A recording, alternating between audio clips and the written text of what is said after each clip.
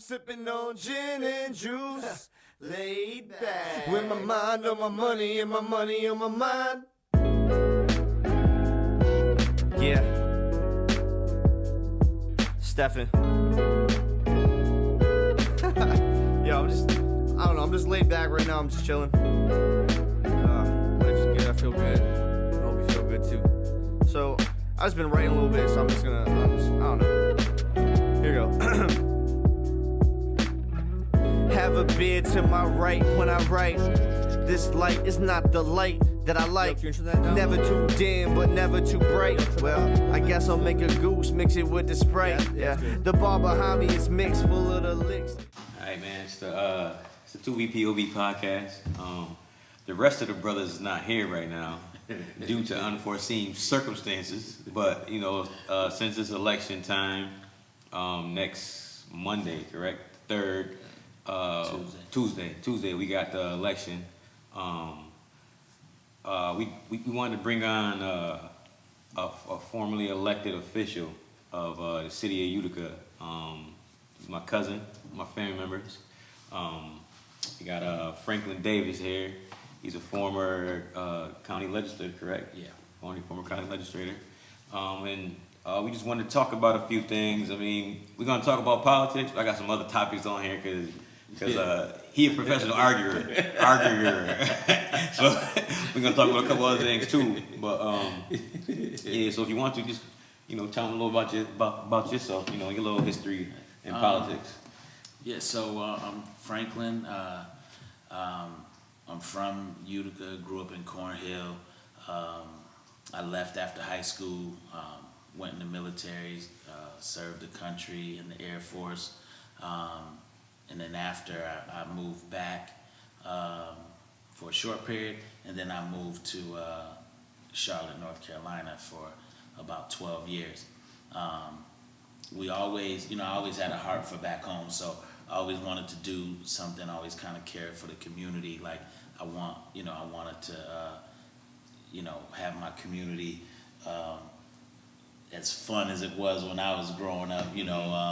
So I always just wanted my community to be better. So a lot of us that moved away, we used to talk about different ways to help back home and all that stuff. So we moved back in 2010, and shortly after getting back, it was presented to me about getting involved with politics. So I thought about it and decided to do it, and I won.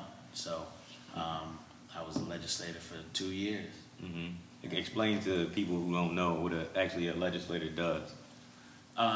So basically, it's our local level government. So the county basically oversees all of the laws and governings for the county that you live in. So Oneida County, any piece of legislation or laws that we would enact or would cover the county. So it wasn't just, my area. Although I was a legislator over Cornhill, my impact was for the entire county, So even Rome and New Hartford and all these other places in the surrounding towns in the county, it affects and impacts all of that.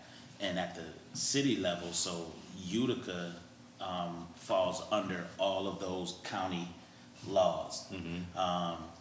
So any county law Utica has to fall under it. But any law that's strictly for the city of Utica doesn't impact the whole county. Mm-hmm. So as you go up, the state impacts the entire state, mm-hmm. and then the feds impact the whole country. So that's kind of a little bit of how it works, which I think is important for right now, because I think more people are starting to kind of get a little more, I would say, interested in local politics.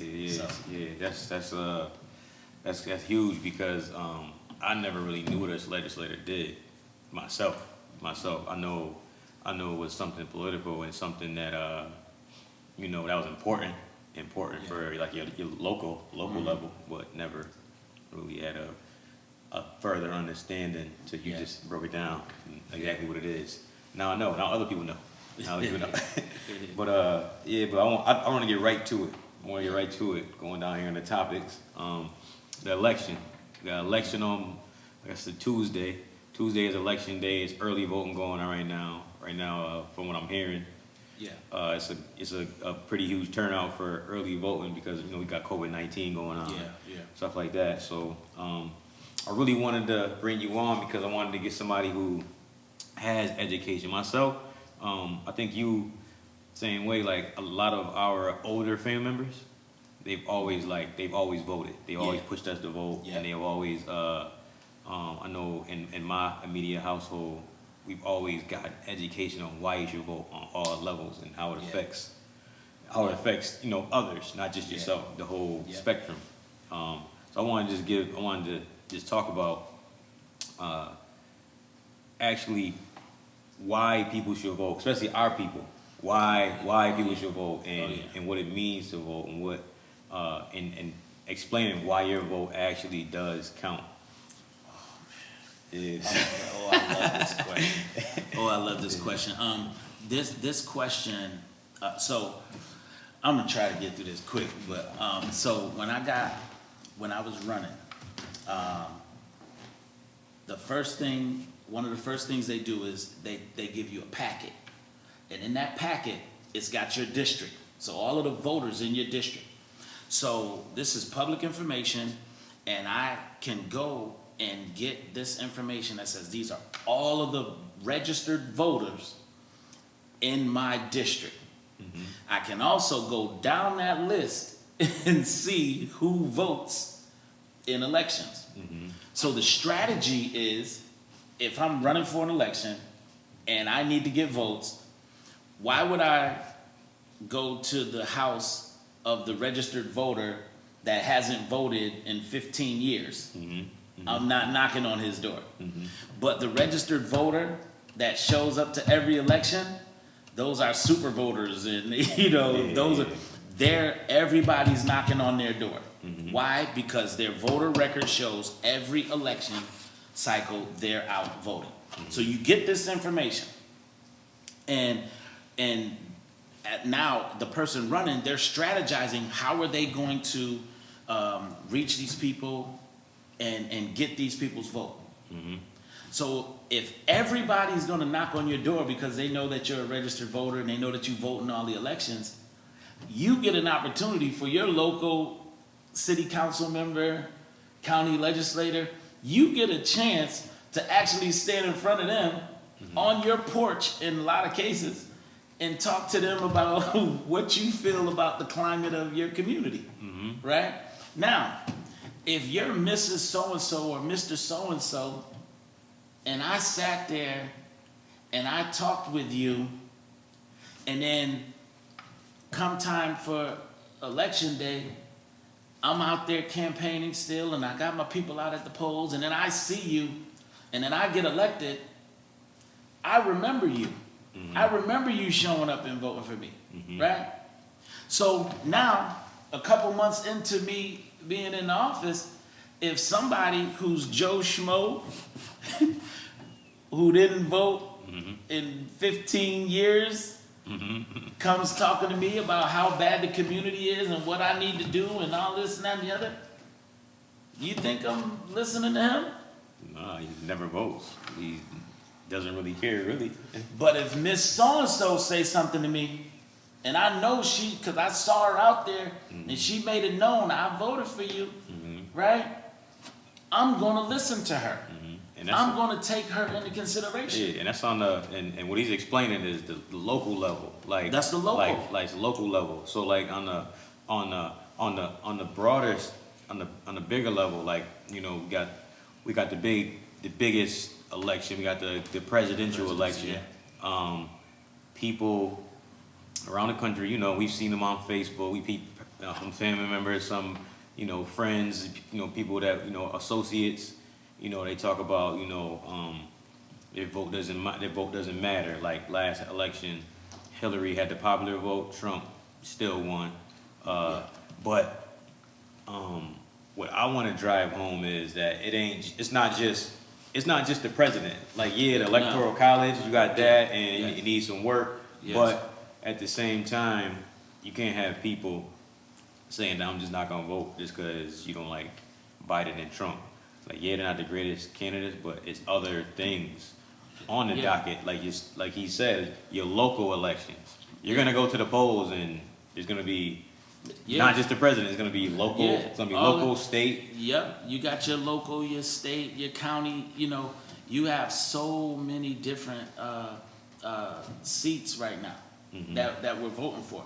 But we also have to be, I mean, you know, as the saying goes, Rome wasn't built, you know, in a day. So, you know, people aren't going to get all of this and become experts, you know, overnight. It takes us putting actual effort into learning this stuff. So when you get to that poll and you see that, it could be overwhelming for you because you could be like, man, I don't know this person. I don't know this person. I don't know this person. You know what I mean? So it can be overwhelming. But whether you know the information or not, every last one of us has somebody that we can call and talk to that said and just say, yo, I don't know nothing about anybody that's running. I don't know anything about them. Can you help me? Yeah. We can get somebody that can break some of these things down to you. That's step one. You know what I mean? So but we gotta understand the importance of that. See, when you go and cast that vote, you're saying, I'm a part of this process. And then if you do see that this person that I voted for or this person that I didn't vote for, they're not performing in the manner in which I think they should, you can now say, you know what? I'm getting registered voters in his district. I'm gonna do a petition, and I'm gonna get registered voters in his district. And if that person normally wins his election by, say, 2,000 votes, if I get a petition and I got 500 votes in his district saying, hey, I had a conversation with all 500 of these people and they're not happy with what you're doing. You need to change your ways. That person knows that those 500 votes, whoa, that can take me out this seat. Yeah. So, you know what I'm saying? So now I'm using leverage, but you can't leverage a group of people that don't show up to the poll. You know what I'm saying? You got to use people that actually punch that ticket, because that's the person that they're afraid of. You know? Yeah, because like in the mayor election, I talked about this last podcast. My other cousin Delvin Moody, he shared some crazy, staggering stats with me. You know, he's the 5th ward councilman for Cornhill. Yeah. And Cornhill, we have 5,000 registered voters. Yeah. Last mayor election, I mean, you wonder why Mayor Paul Mary's not in Cornhill. Why is he coming to Cornhill? Yeah, why he's not riding down James Street with the horses like, vote for me. He's not. That's because 500 of y'all voted out of 5,000. Why would he show up for 10% to really push you to vote for him if you're not voting for him? Why would he go over and beyond for Cornhill if Cornhill is not going over and beyond for him? It's kind of crazy. It's sad that it's because you gotta, you want somebody who's in the position to do. Who's gonna do the right thing? Do the right thing, but he is there because people vote for him. So by you showing up to the polls, it will affect him. If 5,000 people in Cornhill showed up and they actually voted every election, there will be a whole different story about the attention that it gets. Listen, I'm gonna go out on a limb and say this: if 2,500 people showed up to the polls in Cornhill, this city wouldn't know what to do. Both political parties would be in a frenzy. And what I mean by that is they wouldn't know how to approach or attack this now. You know what I'm saying? Whoa, 2,500? Cornhill is in play now. You know what I'm saying? Now they will be racking their brains to figure out, how in the heck do I get these these 2,500 votes, or the biggest portion of these 2,500 votes, you know. But if we gonna stay at 500, logically, forget about the right thing to do. Yes, we all don't do the right thing at all times, but to be fair to the mayor in his profession, it's not smart for him to spend a bunch of time trying to get a portion of 500 votes. Yeah. You know what I'm saying? Because he ain't gonna get all of them. So let's say half. You know, that would be great. He's not gonna spend a lot of time trying to do that. I'm going to South Utica. I'm going to these other, you know, areas that do yield a bigger return on my time. Okay, You know? yeah. So let's move on a little bit to the presidential election. So, you know, we done told y'all, I mean, it ain't like we're talking about, this is the build up to get to the president, but when you go to vote, this is the reason why you should go vote. Because you're not just going there to vote for Trump and Biden. Like people say, I'm not going to vote. Like there's propositions, there's propositions, there's laws on there that you can vote for. There's also, he said, councilmen, there's local stuff, there's state stuff that you can vote for that you're missing out on. And also go to the polls with education, like you said. Go to the polls and see what laws people are trying to implement in your state, in your local area, and get educated on it. Don't just watch TV and think like, yo, Trump is Biden is what we're going to the polls for. Yeah. Like if you go to Diddy's story, I mean, it's gonna be gone by after this. But you go to Diddy's story. Diddy did a video of exactly what is on the sheet to vote, and it was like Trump Biden, but there was like 100 other things on there, other people names on there, other categories, a proposition on there for New York. Like it was just a whole other bunch of other stuff on there. So if you say you're not going to vote, you're missing out on a whole bunch of other stuff. Yeah, school board stuff, all that stuff, man. All that stuff. But for the presidential election, now Trump and Biden,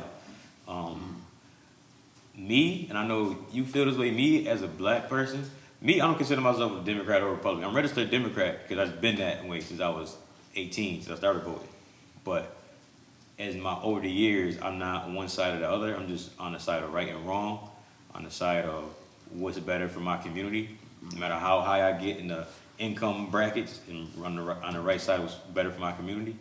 And me personally, I don't see how people can champion Trump or say they'll vote for him. I mean, if you do vote for him, that's cool. That's cool if you have a great reason for it. But we talked about it before the show, that 94 crime bill. I mean, Joe Biden isn't the greatest candidate, but I've done my research on who potentially will be on his cabinet, what he potentially can do for regular folks, not just black folks, because it's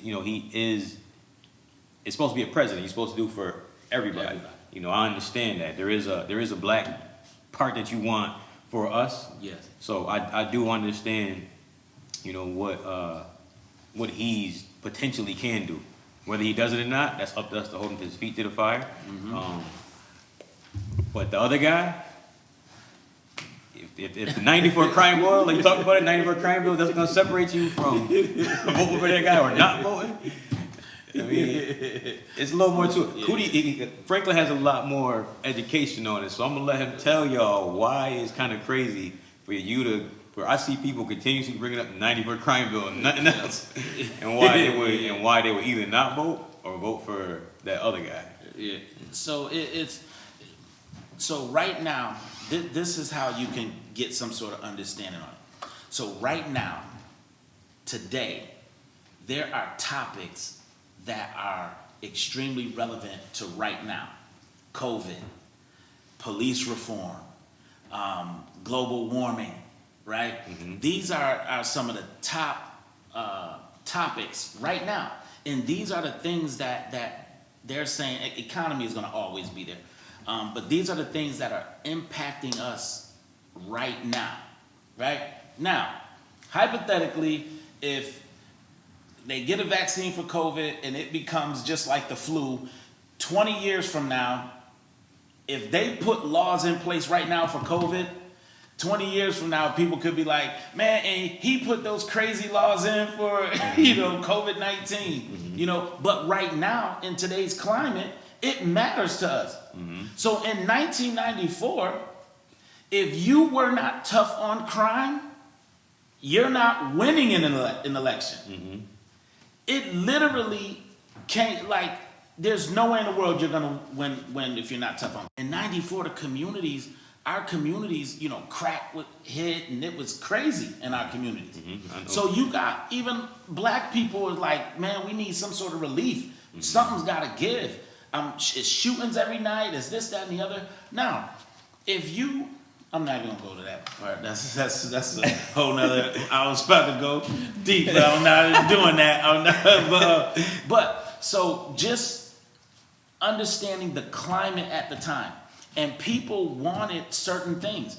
Initially they had a lot of stuff in the crime bill for prevention and for even when they came out of jail, and I believe it was even stuff for, you know, when they while they were in jail, right?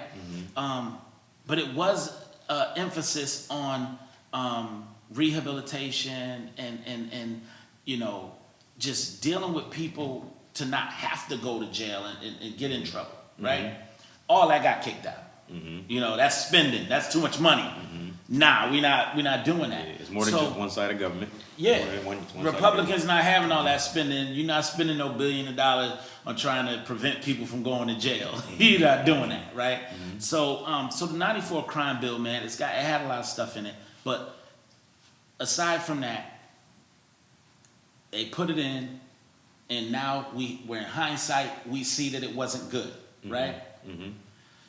Well, Biden says, yeah, you know, it was bad, this, that, and the other, we shouldn't have done it, blah, blah, blah, whatever, right? I want to make that right, I want to do this, whatever.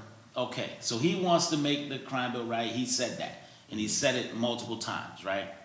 Now, whether he's going to do it, whether he cares, we can debate that, but the man said it, that's what I'm not sitting back holding my breath saying he's going to, but what I'm saying is he said it, and he said this is where he's trying to go. He's trying to fix that. But when it comes to what's important right now, this police reform and holding this law enforcement accountable for these killings and this police brutality, that's right now. That's huge. So let's forget about fixing something from the past, which, you know, they've already started. So, but right now, Breonna Taylor, and we still got shootings going on, right? It's still happening. Philadelphia. It's still going Philadelphia on. last week. But understand, the judge that he just put in place, she's not going against these cops.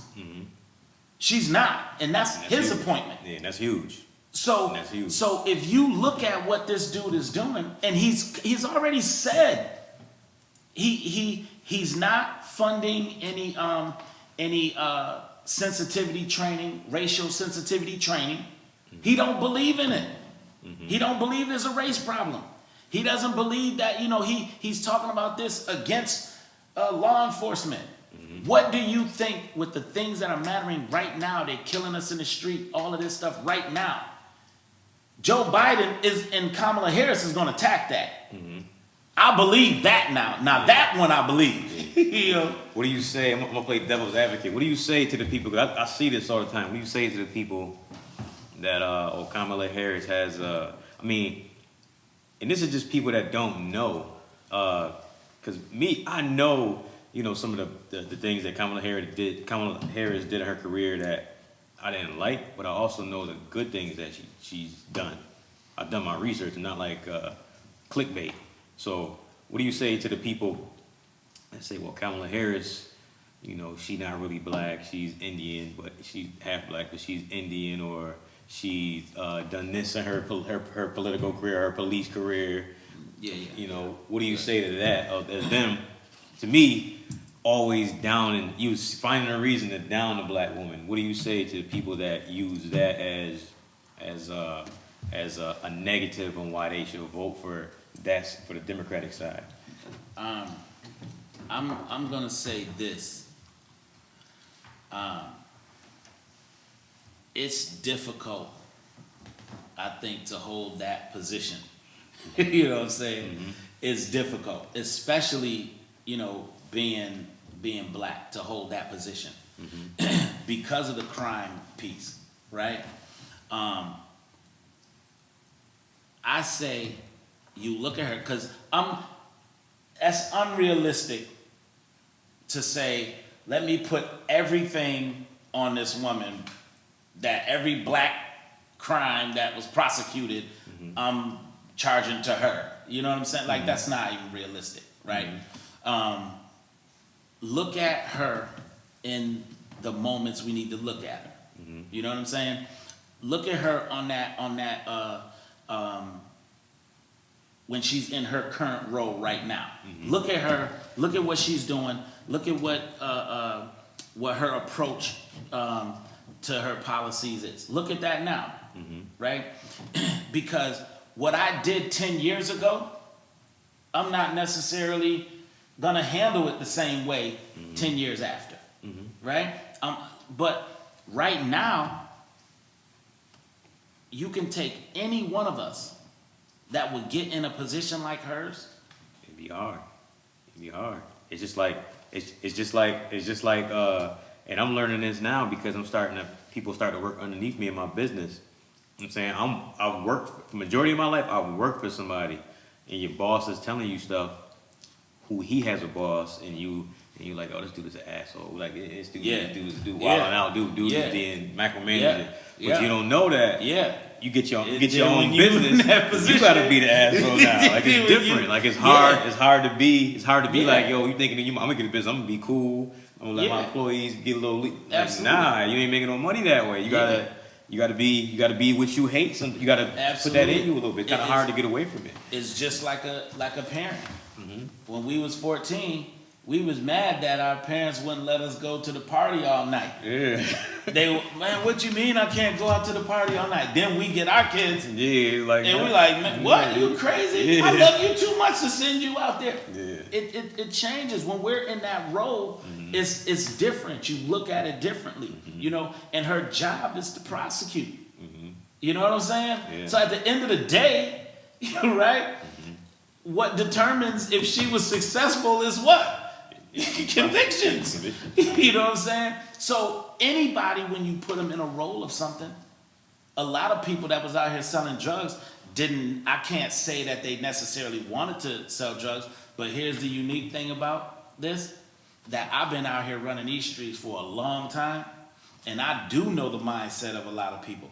I don't call a lot of people out, but I know dudes that didn't need to sell drugs, and I know why they sold drugs. You know what I'm saying? So don't tell me that your family wasn't starving and wasn't doing none of that stuff. I know that you wanted to go and sell drugs because you wanted to hang on the block and be cool. I know that, right? So what happened though? You went, you did it, and you became something that you didn't necessarily want to become.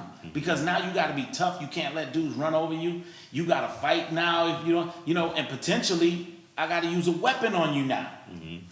So what you think is going to happen when somebody goes down this road as a prosecutor and they're in that position? They're going to do it and try to be the best that they can be at it. Just like some of them want to try to be the best drug dealer they can be. So, and I'm gonna end Kamala Harris like this. I don't like everything she's done, but I'm not about to. I just hate when our black women. She's a black woman. She got a father who's Indian. Her mother is black. She went to a HBCU. She's in a black fraternity. She ain't just black. To me, this is my opinion. This is my opinion. There's no opinion of nobody else. She's black when she's black. She's black. You look at her, she's a black woman. With she's part Indian, but to me, she's a black woman. And I hate when people use something to discredit black women. Somehow they use something to discredit black women when they're the most educated in the whole entire country and in the world, and they're the most disrespected. Like black men, we already looked at it as like criminals and scary. But black women, they ain't even scared of them. They just disrespect them. So yeah, that's part of why I hate why people talk about Kamala Harris like that, because she is a black woman, but she is Indian woman too. Yeah. But I think Kamala you know, we can of course nitpick, and I don't, you know, I think we're kind of alluding to the fact that we may not be in agreement with every single thing. I think that's reasonable. Yeah. We just not gonna. It's stuff you don't agree with everything that I say, right? Yeah. It's all right, but at the end of the day, man, I think she's solid. I think she's gonna be solid. You know what I mean? And I think that I think we're gonna see something different from her than most people expect. You know what I mean? Yeah. So. Yeah. All right. So moving on. Like we said, we were just talking about we talked a lot about the Democratic side. Just how do you feel about people that really think that they can vote for Trump? Like people, like our people. To me, I'm gonna give my opinion first, and then you can just go. But to me, nothing he does is targeted towards us. You know, nothing he does. Like he might have done some things politically, like, you know, giving money to HBCUs, but people don't know that during COVID-19, HBCUs didn't have access to certain stimulus funds. They don't know that though. But he's done like different. It's not just him personally. It's him and, you know, the government as a whole. But he takes the credit. But he hasn't done much for our people while he was in office. He done nothing much but empower people to hate us more, in my opinion. But so what do you say to people that are either our color or people that even we rock with, or that are white, you know, that we rock with forever, that could really, you know, vote for this guy and stand on his principles regardless of, I mean, even if you voted for him, I really don't care, but if you got a good reason, like, you know, you want more money in your paycheck, you know, different things like that, but if you just don't have no good reason and you're just a Republican and you just voting for him because he's a Republican and that's it, you know, to me it's kind of crazy. How you feel about that? I actually can live with it if you tell me that I'm a Republican and I'm voting Republican. That's just that. I can say okay to that. If you tell me that you know, I'm voting my interest, I hate the dude, but I'm voting my interest. Yeah, I can get with that. Respect it. But if you tell me that this dude is good for black people, then I don't know where you at. I can't know where you at. I can't, dude. I'm sorry. You lose me there. And I'm not talking. Don't tell me he gave money to HBCU. He gave, you know, the economy is better. You know, the unemployment rate for black people was the lowest ever. And don't give me that, man. Don't give me that. At the end of the day, man, this dude has shown us time and time again that he's not. The biggest thing for me, and we talked about this, the biggest thing for me is this. When I look at the hate that he pulls out of people, that's scary to me. Like, it's, my wife for a while never wanted us to have firearms in the crib for the, you know, kids and stuff like that. She was just like, no, I don't want to have guns. Yo, my wife, when Trump was running and when he got in, my wife's like, we need to have guns. Not only us, she on the sons. Y'all need to get guns too. You know what I'm saying? She just called me the other day. Hey, just wanted to ask you, is there some sort of shortage with bullets? Are we good? Do we need bullets? This is what my wife, so understand, like, I'm not just saying stuff about this dude just to say it. This is my wife, my queen, and she's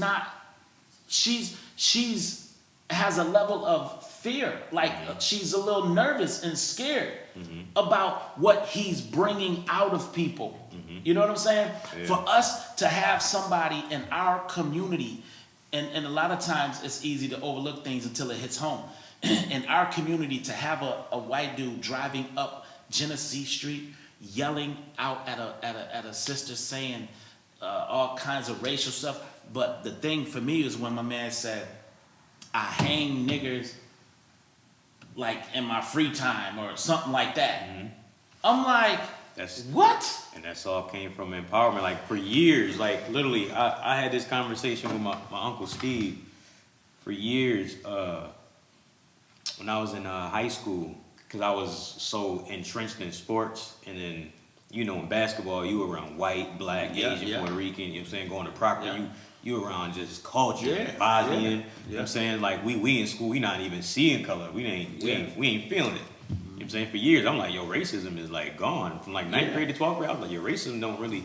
I mean, you go to New Hartford, Whitesboro, and you play. And you'll hear ball. a little something. You might hear a little something. You might, maybe. Yeah, the referees, you might be like, they might be cheating today.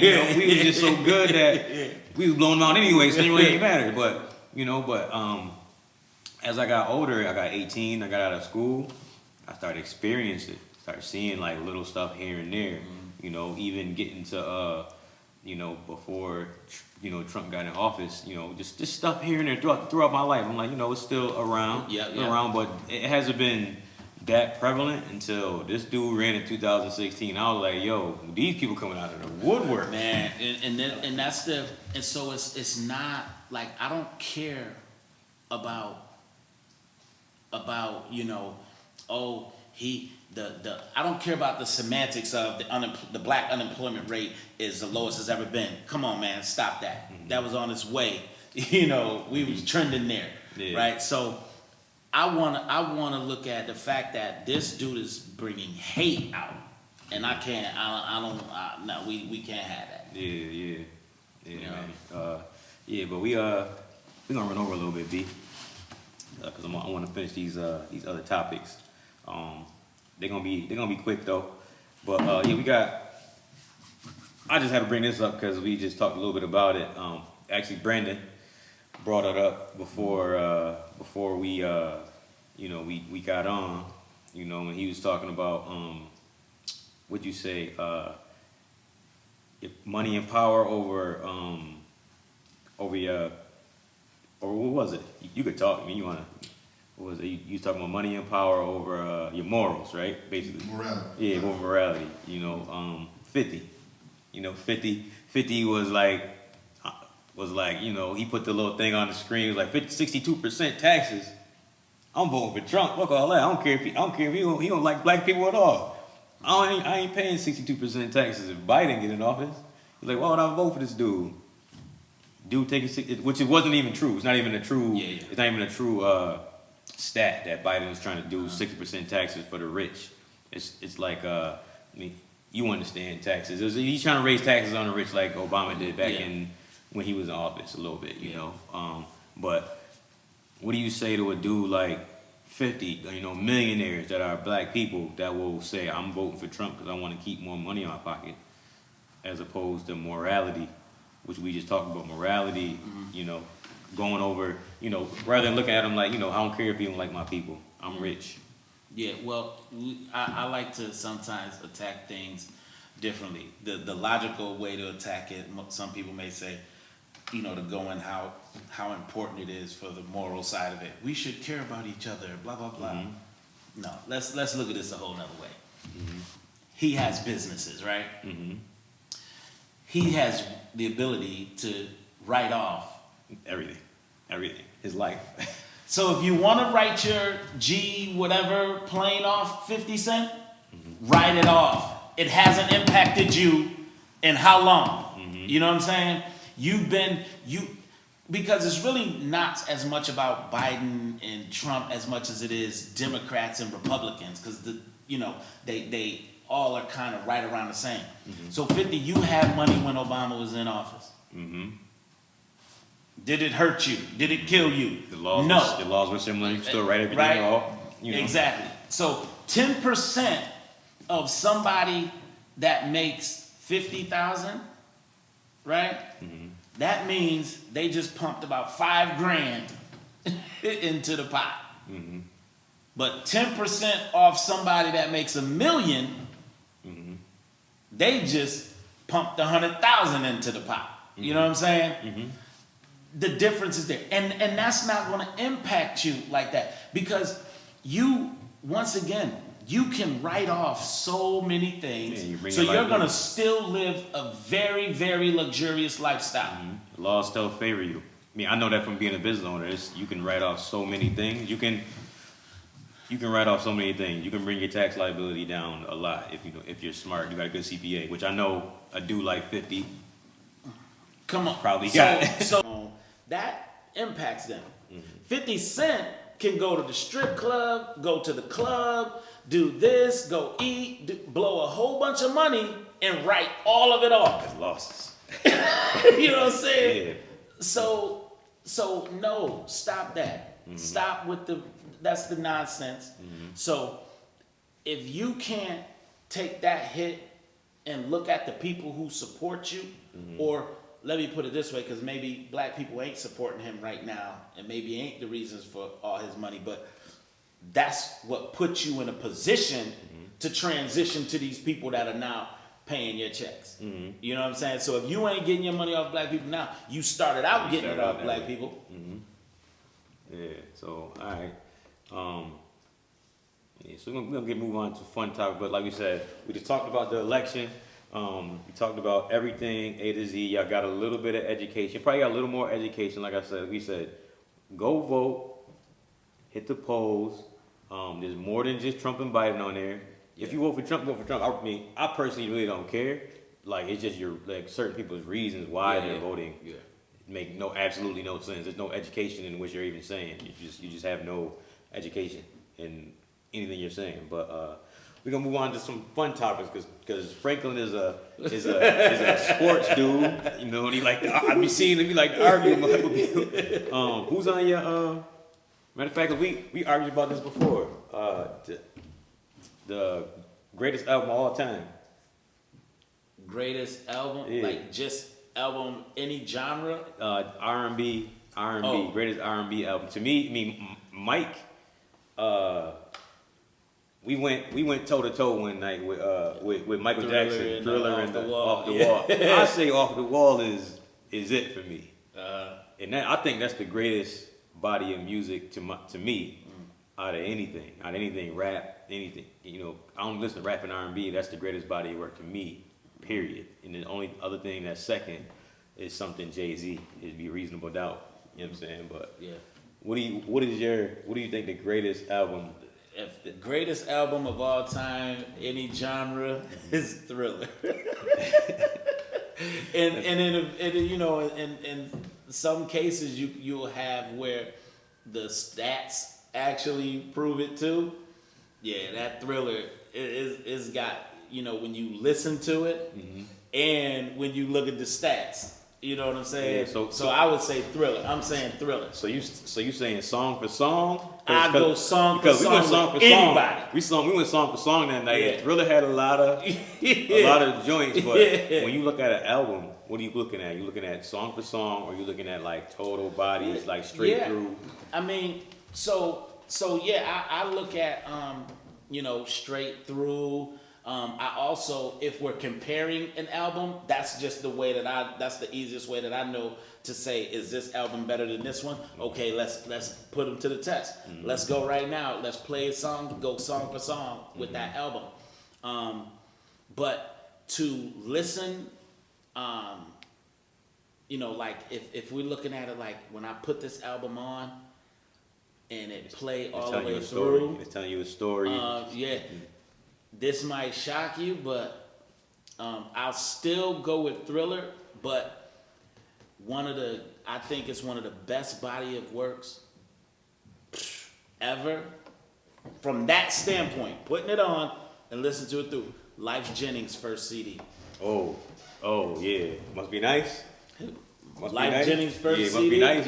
You're right. That whole CD is just one long story. Yeah. And lyrically. Yeah. Out of control. Yeah, man. I remember when that dropped. I got that on bootleg. I remember when that dropped. I got that on bootleg, and I was in the crib, and I'm listening to this. I'm like, was I in jail before? Because I was feeling it. You was feeling it. Yeah. That's a good album. He's literally going through a story. After every song, he telling why.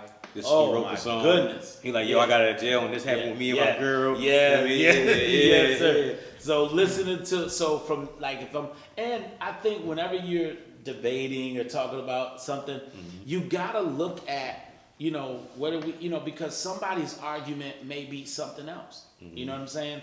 So if somebody's argument is they may say Thriller, I skipped 3 songs or 4 songs on Thriller because the reality is Thriller. I don't know anybody that has ever said, "Oh, hold up, let me put some heat on." Oh, and put Thriller on. Yeah. The song Thriller. Yeah, you know what I'm saying? Now the video was crazy. Yeah. I remember it. I remember like it was yesterday. We was actually at Cooter and them house in the projects. Yeah. Everybody's running to the house to watch the Thriller video. You know what I'm saying? And man, we watched the Thriller video and it was amazing. But to just listen to a song, so when Thriller come on, I'm sorry, I'm skipping that. You know what I'm saying? Beat It, I'm probably gonna skip that. You know what I'm saying? Yeah. So I do skip a couple. So I don't know if I can really just listen to them through on the road trip. To me, it's like a Drake thing, because like Drake got some good bodies of work, but then there's like a ton of Drake songs. You be like, turn that Drake and Travis Scott. I mean, it's a bunch of songs like that. He got like people always say that he don't got a class. I think Take Care is a classic. People always debating that. Yeah. Well, I think, without hands down, you could literally say 50 Drake songs. You can say, "Yo, turn that on. We gonna be party to this." Yeah. You know what I'm saying? That's a Drake thing. But like Mike got the hits, but he got the albums. Like he got the joints that you could just turn on and just play. Yeah. Off the wall, Thriller. He could just play them joints. Them two. Yeah. Only person I think now Biggie. His first and then in that double CD, so it's technically 3 CDs. Those 3. Now, I don't think anybody has 3 albums that could compete with those. Yeah. It's tough. That's tough. That is 3 albums. Yeah. That is 3 albums. People say Pac, All Eyes on Me. Yeah. Stuff. But to me, I like Pac because Pac is poetic. And that's part of the reason I like Nipsey, because he's similar. Conscious.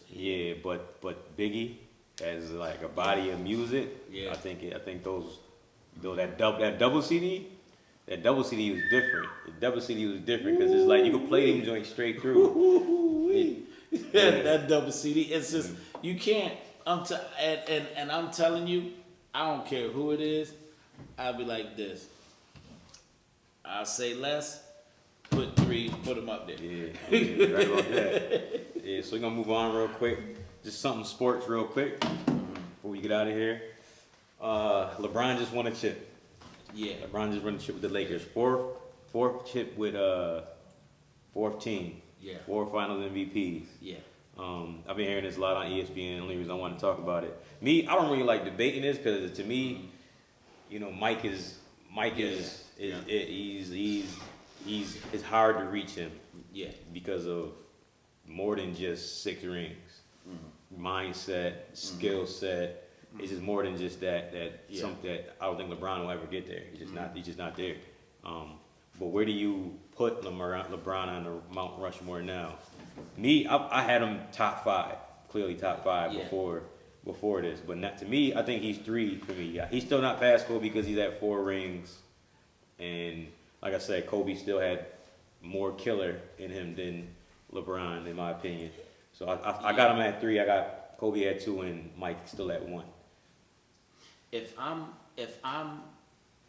taking a person on my team, I'm taking Kobe over, knowing what they can do. Straight hindsight, I'm taking Kobe because of the critical. So when you look at weaknesses of a player, I'm taking Kobe and Mike because of LeBron's weaknesses. You know what I mean? Yeah. And even Kobe and Mike's weaknesses, I'm not taking LeBron over them, even with those weaknesses. So the next thing would be I'm taking Kareem. Kareem? You taking Kareem so I'm over actually LeBron? taking Kareem over Kobe too, because so in the GOAT argument, and a lot of people don't know this. Few people know this about me, but Kareem is the only argument I don't have with people. So if somebody is saying, if we're going around the room and somebody says Kareem is their favorite, all right, and if somebody say something, I argue with them, but I'm not arguing with Kareem because Kareem has the body of work and, statistically and actual, he's got the most lethal shot in the history of the game. You know what I mean? So I think Kareem and Jordan comes down to preference. I think everybody else, I think there's an argument that I have that, Mike is better. Yeah, I can see that. I can see that because there's flaws, a lot of flaws. And LeBron is great. LeBron, pass, rebound. Yes. Great leader. Yes. He got all the attributes. You create a player on 2K, it could be it's LeBron. Yes. That's what you want. You want somebody to have triple double. Yeah. But the things that I've seen, I didn't watch Kareem much. I watched Kareem at the tail end. I was little. But my dad showed me tapes and stuff like that. Like that. So I know about what Kareem did. But for me, Mike just freakish. Yeah. Ball handling. Yeah. Jumping, jump shot, defense, everything. You can't. So like Kareem, think about this. If it's crunch time is dwindling down. You need a bucket. If Kareem gets that ball and turns either way and does this, it's a pretty much you can almost you can almost chalk that thing up. You as a fan of Kareem or his team, you feel good once you see this happening. You're like, yes. Yeah. But you can put a scheme against that. Don't let him get it. You know what I'm saying? And now I can, if he gets it, hurry up and bring the double team. With Mike, I might shoot a pull up. I might drive all the way to the basket. He could do so many different things. He's not bound just to the sky hook. So how are you gonna, and that's why I give Mike that little edge. But like LeBron, I want to say this about LeBron too, because I love talking junk about LeBron, but I don't hate LeBron. It's just a basketball fan. And I love to go against certain people. It was Steph Curry and them, so I was going for LeBron when Steph and them won them 73 games. Oh, I was going for LeBron. You know what I'm saying? Yeah. So I was going for him, but because I hated Steph and them at the time, and then I switched right back. They're like, oh, now I hate him now. Now I hate, you know what I'm saying? So LeBron has been the easier one for me to hate out of different people, but I respect this dude, man. He has changed the game. Yeah, man. He's changed the game, and he's changing the world. Right now. Him and Obama got they setting up voting booths. Dude is socially doing his thing. I promise school. Listen, he's doing his thing. He's unmatched, bro. He's unmatched, man. And I respect Muhammad Ali and all these guys. And I don't think that LeBron is as outspoken as Muhammad Ali. But man, he's getting his actions. He's doing his actions. Doing things. Look, he don't gotta say nothing. But what he's doing, great, man, greatness. That's one thing that I give edge over LeBron and Jordan talk. Is LeBron, he's more public and more vocal, and he stands up for us more publicly. Absolutely. Mike is Mike. I mean, we all seen The Last Dance and why he said he wasn't like that. It is what it is. But LeBron, I wholeheartedly respect LeBron for that. Like, I'm not a LeBron hater either. I love LeBron, but I just don't think he's better than Michael Jordan. Yeah. I think he's a better general manager because I don't care who in the front office when LeBron get there. He like I want him. I need a corner 3-point shooter.